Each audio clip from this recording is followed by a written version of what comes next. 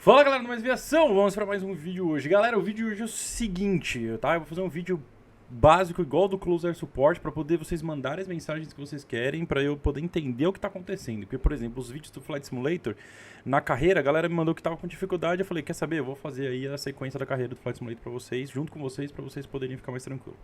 Então, do Close Air Support, eu fiz o vídeo, tô esperando o feedback de vocês lá para poder fazer os próximos vídeos, porque eu preciso entender como que vocês usam os aviões no tanque, o que vocês têm de conhecimento de aviação para usar no tanque, beleza, galera do tanque? E outra dificuldade que vai agregar não só a galera do tanque, mas a galera de avião também, beleza, é uma coisa que eu tô vendo que tem bastante coisa que tá acontecendo nas lives que eu tô fazendo durante a semana, que é o seguinte, a transição do hélice pro jato, tá? Então a transição da hélice pro jato, o que que tem de grande diferença entre um e outro, que você tem que se acostumar em relação ao hélice que você não tem e o jato, beleza? Então eu vou fazer alguns voos com avião a hélice e alguns voos com avião a jato e meio que cantar o que eu tô fazendo para vocês verem as diferenças, beleza? Então bora! Bom galera, estamos aqui de P-51H, um dos aviões mais velozes que tem do hélice. Seguinte, você está num combate a grande altitude, tá? Então você no hélice, você ainda tem uma manobrabilidade um pouco mais devagar. Então você tem um close combat melhor ali, um combate aéreo aproximado. E quando você mergulha, por exemplo, ó, a velocidade de disparo de 218 para 200... Eu escolhi justo uma fase de neve, né? Para 300 nós.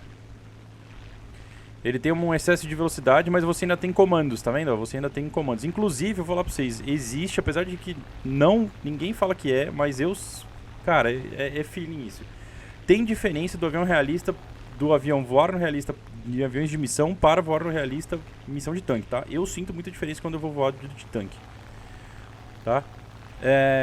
Então, por exemplo, a gente mergulhou, foi a 300 e poucos nós, agora a gente subiu, fez uma perna de 8 e tá a 280 de novo. Então você vê que tem drena muita velocidade. Por quê, galera? Porque a hélice em si, querendo ou não, ela ainda é um disco gigantesco, como se fosse um escudo na frente do avião. Ele tá mastigando o ar, né? Ele tá rotacionando ali o ar, mas ele ainda não deixa de ser um disco gigantesco, tá? Outro índice que ninguém conta com isso daí são as asas. As asas da maioria dos aviões a hélice são asas retas, tá? Asas retas são para aviões para menor velocidade, tá? Quanto mais você enflecha elas para trás, mais rápido você vai andar na alta velocidade. Só que quando você tem baixa velocidade, o P-51 consegue ter um stall muito baixo e talvez um F-86 não.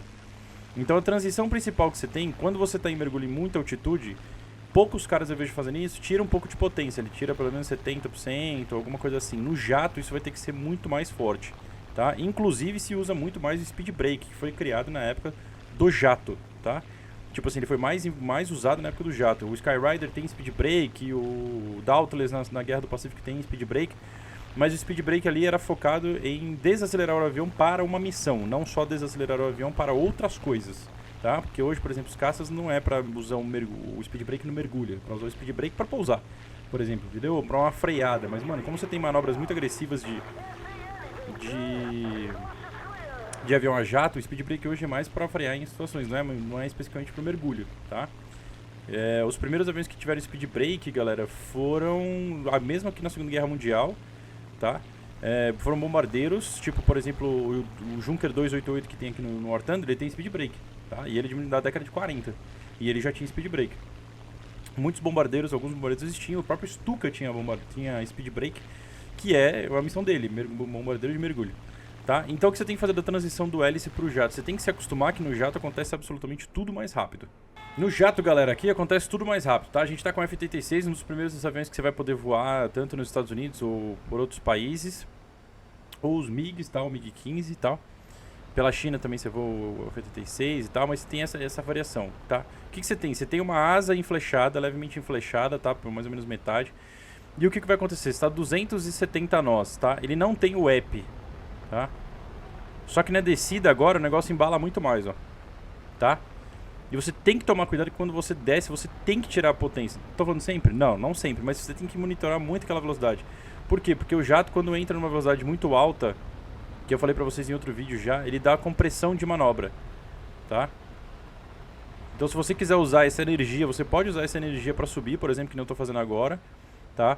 E ali você usa mais ou menos, ó, tava 500 e poucos nós, você usa uma subida até mais ou menos uns 350, 200 e poucos nós ali. Não deixa baixar muito, porque senão você vai ter uma manobrabilidade e vai ficar muito exposto, tá? Outra coisa, quando, por exemplo, o F86, quando você puxa aqui, ó, ele abre o slat. O slat dele é manual, tá? Então quando você puxa um ângulo de ataque muito agressivo, tá? Ele cai automaticamente o slat, ó. Ele vai, quando você puxa, ele automaticamente cai o slat. Ele é 100% por pressão, tá? Ele não tem nenhuma parte mecânica esse slat aqui, que é esse flap dianteiro. Isso melhora muito a manobrabilidade do avião em baixa velocidade ou em curva muito apertada, que nem aqui a gente está 230 nós.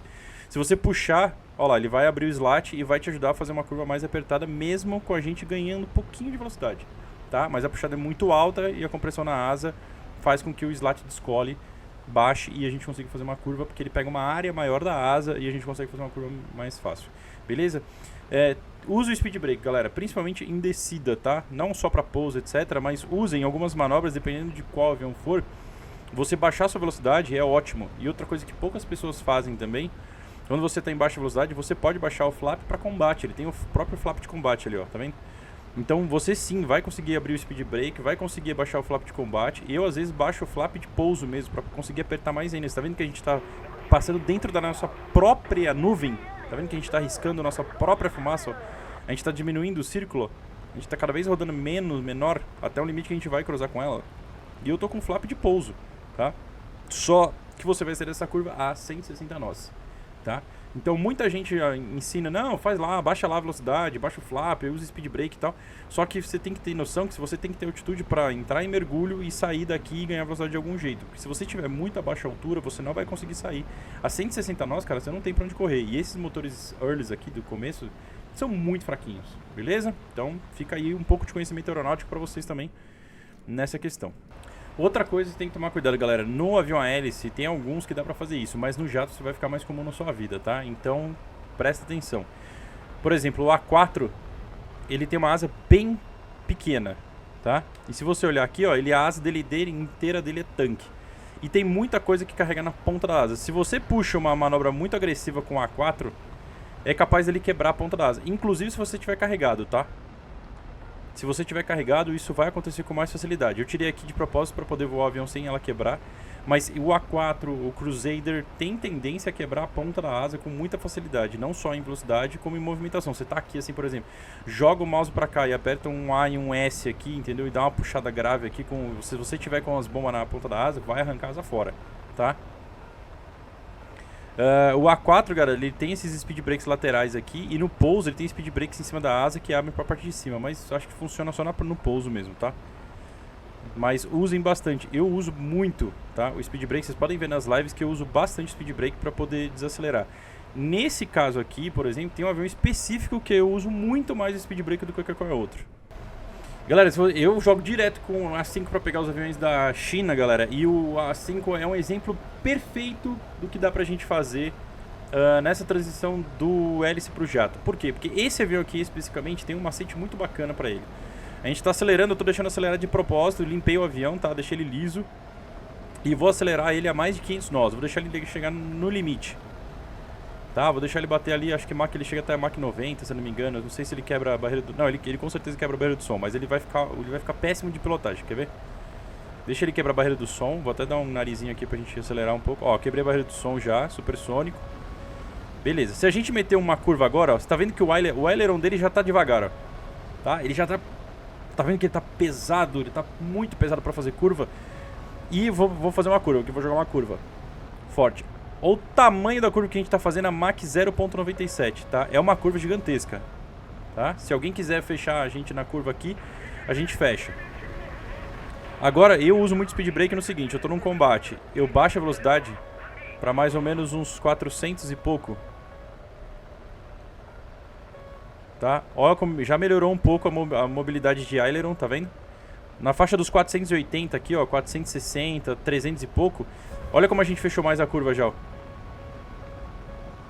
Tá vendo como a gente já fechou bem mais a curva?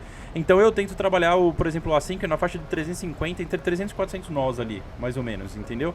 Usando a velocidade a meu favor e quando eu tiro velocidade também a meu favor. Muitas vezes, por ter dois motores, por exemplo, eu faço uma espiral subindo, tá? O único cara que consegue me alcançar nessa espiral subindo é o F5, tá? Que é muito mais manobrável.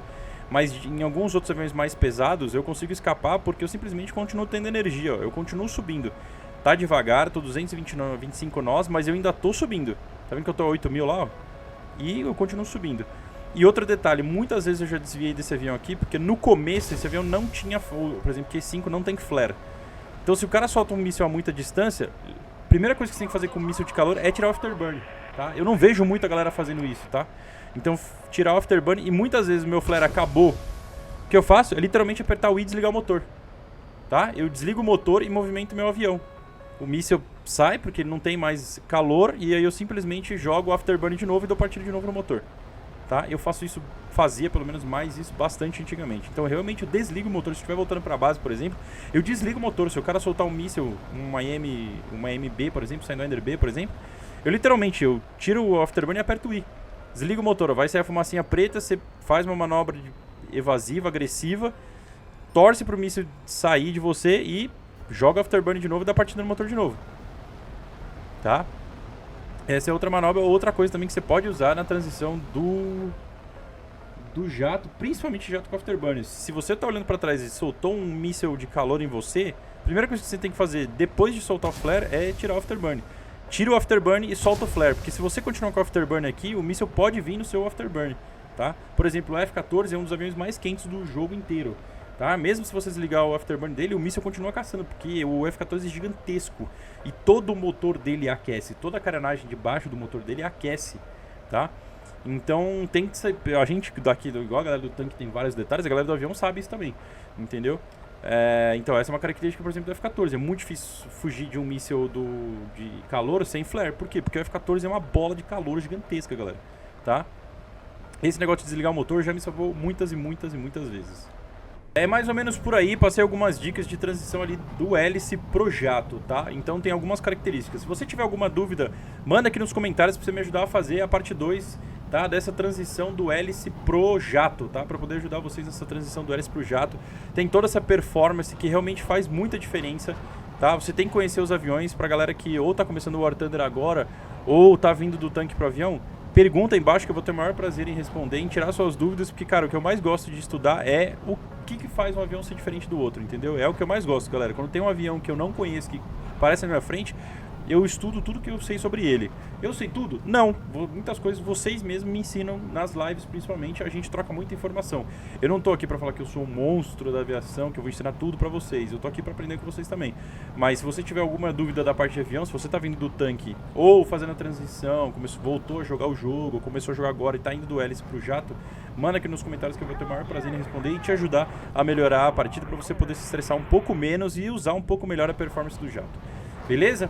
Então é isso, galera. Não esquece de curtir, comentar e compartilhar, fazer o Triple Charlie aí. Deixe seu comentário que é muito importante pra gente poder fazer os próximos vídeos aqui no Mais Aviação. E seja mais aviador, seja mais aviação. Até o próximo vídeo. Falou!